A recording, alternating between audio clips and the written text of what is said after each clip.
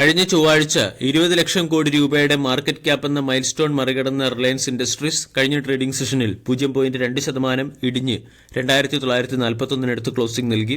52 week ഹൈക്ക് അടുത്തായിട്ടാണ് Reliance Industries closing നൽകിയത്. റീസെന്റ് സ്റ്റോക്കിൽ വന്ന ബ്രേക്കൌട്ടിന്റെ പശ്ചാത്തലത്തിൽ റിലയൻസ് കഴിഞ്ഞ ഒരു വർഷം കൊണ്ട് 20% റിട്ടേൺ നൽകുകയും ചെയ്തു. റിലയൻസുമായി ബന്ധപ്പെട്ട ഏറ്റവും പ്രധാന അപ്ഡേറ്റ്, പ്രമുഖ ഗ്ലോബൽ ബ്രോക്കേജ് ഫിമായ ജെഫ്രീസ് റിലയൻസിന് ബൈ എന്ന റേറ്റിംഗും 7% അപ്സൈഡിൽ 3140 രൂപയുടെ ടാർഗറ്റ് നൽകിയതാണ്. ഇൻഡെക്സിലുള്ള വെയിറ്റേജ് പരിഗണിക്കുമ്പോൾ റിലയൻസ് ഇപ്പോഴും അണ്ടർ വാല്യൂഷനിലുള്ള സ്റ്റോക്കായിട്ടാണ് ജെഫ്രീസിന്റെ റിപ്പോർട്ടിൽ വിശേഷിപ്പിച്ചിരിക്കുന്നത്. റിലയൻസിന് ജെഫ്രീസ് ടാർഗറ്റ് ഉയർത്താനുള്ള പ്രധാന കാരണം കമ്പനിയുടെ എബിറ്റയിൽ വരാൻ പോകുന്ന വർധനവാണ്. 24 വർഷത്തിൽ എബിറ്റയിൽ 2%, 25 വർഷത്തിൽ എബിറ്റയിൽ 1%-ഓളവും വർധനവ് പ്രതീക്ഷിക്കുന്നു. പ്രത്യേകിച്ചും കമ്പനിയുടെ ഓയിൽ ടു കെമിക്കൽ ബിസിനസ്സിലെ പ്രോഫിറ്റബിലിറ്റി ഉയരാൻ പോവുകയാണ്. ഇതിനുള്ള പ്രധാന കാരണം റിലയൻസിന്റെ ഒരു പ്രധാനപ്പെട്ട എൻഡ് പ്രോഡക്റ്റായ ഡീസലിന്റെ വിലയിലുണ്ടായിരിക്കുന്ന വർധനവാണ്. ഗ്ലോബലി ഡീസലിന്റെ ഡിമാൻഡ് ഉയർന്നതും 5 വർഷത്തെ ഡീസൽ ഇൻവെന്ററീസ് ലോവസ്റ്റ് ലെവലിലേക്ക് എത്തിയതും റെഡ് സീ വഴിയുള്ള ട്രാൻസ്പോർട്ടേഷനിൽ ഉണ്ടായിരിക്കുന്ന ഡിസ്റ്റർബൻസിന്റെയും പശ്ചാത്തലത്തിൽ ഡീസലിന്റെ വില 40%-ഓളം ഉയർന്നു. അതോടൊപ്പം തന്നെ അമേരിക്കയിൽ ശൈത്യം അത്ര രൂക്ഷമാകാത്തതിനെ തുടർന്ന് ഇഥേന്റെ വില ഇടിയുകയും ഡീസലിന്റെ വിലയും പെട്രോകെമിക്കലിന്റെ വിലയും ഉയരുകയും പെട്രോകെമിക്കൽ പ്രൊഡക്റ്റുകളുടെ പ്രോഫിറ്റബിലിറ്റി ഉയരുകയും ചെയ്തു.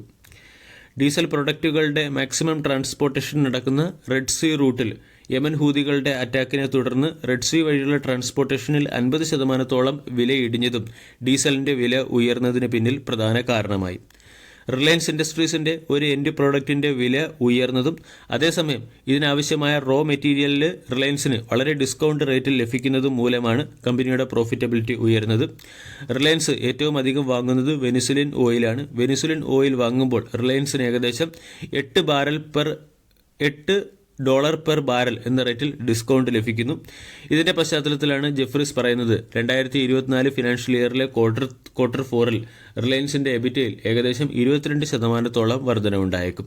പ്രത്യേകിച്ചും ഓയിൽ ടു കെമിക്കൽ സെഗ്മെന്റിലെ എബിറ്റയിൽ 2025 ഫിനാൻഷ്യൽ ഇയറിലെ ക്വാർട്ടർ 1-ൽ എബിറ്റയിൽ 5%-അടുത്ത് വർധനവ് വരാനുള്ള സാധ്യതയുമുണ്ട്. ഈ ഡേറ്റകളൊക്കെ പരിഗണിക്കുമ്പോൾ റിലയൻസ് എന്ന സ്റ്റോക്ക് 3100 രൂപയ്ക്ക് മുകളിൽ എത്തുമെന്നാണ് ജെഫ്രീസിന്റെ റിപ്പോർട്ടിൽ പറയുന്നത്. അതുപോലെ തന്നെ റിലയൻസ് വരും സമയങ്ങളിലും മികച്ച പെർഫോമൻസ് നടത്താൻ സാധ്യതയുണ്ട്. പ്രത്യേകിച്ചും പെട്രോകെമിക്കൽ മാർജിൻ ഇംപ്രൂവ് ആവുകയും ജിയോയുടെ പബ്ലിക് ലിസ്റ്റിംഗ് വരികയും റിലയൻസ് റീറ്റെയിൽ മാർക്കറ്റ് ഷെയർ ഉയർത്തുകയും ചെയ്യുന്ന ഫാക്റ്റുകളൊക്കെ പരിശോധിച്ചാൽ വരും വർഷങ്ങളിൽ സ്റ്റോക്ക് ചിലപ്പോൾ 3400 രൂപ വരെ ഉയർന്നേക്കാമെന്നും ജെഫ്രീസിന്റെ റിപ്പോർട്ടിൽ പറയുന്നു.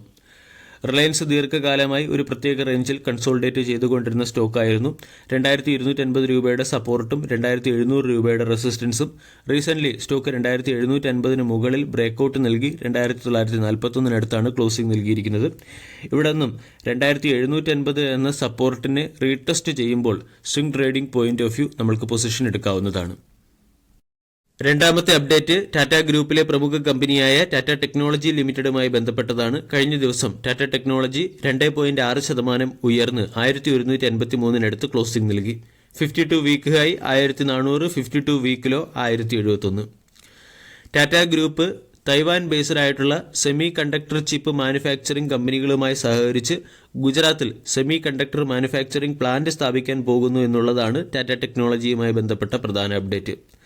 റീസെന്റ് നടന്ന വൈബ്രന്റ് ഗുജറാത്ത് ഈവന്റിൽ ടാറ്റ സൺസിന്റെ ചെയർമാനായ N Chandrasekharan 25,000 wafer per month എന്ന റേറ്റിൽ പ്രൊഡക്ഷൻ കപ്പാസിറ്റിയുള്ള ഒരു semi conductor chip manufacturing plant ഗുജറാത്തിൽ സ്ഥാപിക്കും എന്ന് അവകാശപ്പെട്ടിരുന്നു. ദിവസം 700 മുതൽ 1000 സെമി കണ്ടക്ടർ ചിപ്പ് പ്രൊഡ്യൂസ് ചെയ്യാൻ ശേഷിയുള്ള പ്ലാന്റാണ് ടാറ്റ ഗ്രൂപ്പ് ഗുജറാത്തിൽ സ്ഥാപിക്കുന്നത്. ഇതിനുവേണ്ടി തൈവാൻ ബേസ്ഡ് കമ്പനികളായ Powerchip Semiconductor Manufacturing Corporation, United Microelectronics Corporation എന്നീ കമ്പനികളുമായി ടാറ്റ ഗ്രൂപ്പ് ചർച്ചകൾ നടത്തുകയാണ്. ഇവിടെ Powerchip Semiconductor Manufacturing കോർപ്പറേഷനുമായി ഡീലിൽ എത്താനുള്ള സാധ്യതയും വളരെ കൂടുതലാണ്. കാരണം Powerchip Semiconductor Manufacturing Corporation എന്ന കമ്പനി ഇന്ത്യൻ മാർക്കറ്റിലേക്ക് കടക്കാൻ ശ്രമിക്കുന്നു.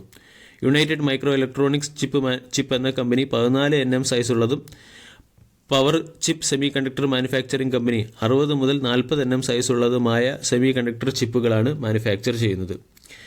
ഇന്ത്യയുടെ സെമി കണ്ടക്ടർ മിഷന് ഇന്ത്യ ഗവൺമെൻറ്റും വളരെയധികം സപ്പോർട്ട് നൽകുന്നുണ്ട്. സെമി കണ്ടക്ടർ മാനുഫാക്ചറിംഗ് സെഗ്മെൻറ്റിൽ ഇൻവെസ്റ്റ് ചെയ്യുന്ന കമ്പനികൾക്ക് 50% ക്യാപിറ്റൽ ചെയ്യുന്ന കമ്പനികളുടെ 50% ക്യാപിറ്റലിൽ ഇൻസെൻറ്റീവ് നൽകാനും സെമി കണ്ടക്ടർ മാനുഫാക്ചറിംഗ് പ്ലാന്റുകൾ സ്ഥാപിക്കുന്ന ലാൻഡിനും അതുപോലെ തന്നെ ഇതിനാവശ്യമായ പവറും വാട്ടറിലുമൊക്കെ 15 മുതൽ 20% ഇൻസെൻറ്റീവ് നൽകാനും ഗവൺമെൻറ് തീരുമാനിച്ചിട്ടുണ്ട്. റീസെൻ്റ്ലി ടാറ്റ ഗ്രൂപ്പ് അസം ഗവൺമെൻറ്റുമായി ചേർന്ന് 25,000 കോടി രൂപ സെമി കണ്ടക്ടർ പാക്കേജിംഗ് പ്ലാന്റിൽ ഇൻവെസ്റ്റ് ചെയ്യാനും തീരുമാനിച്ചിട്ടുണ്ട്. ഇതുകൂടാതെ India government semiconductor fabrication and packaging യൂണിറ്റുകൾക്ക് 76,000 കോടി രൂപയുടെ ഫിനാൻഷ്യൽ അസിസ്റ്റൻസ് നൽകുമെന്നും പ്രഖ്യാപിച്ചു.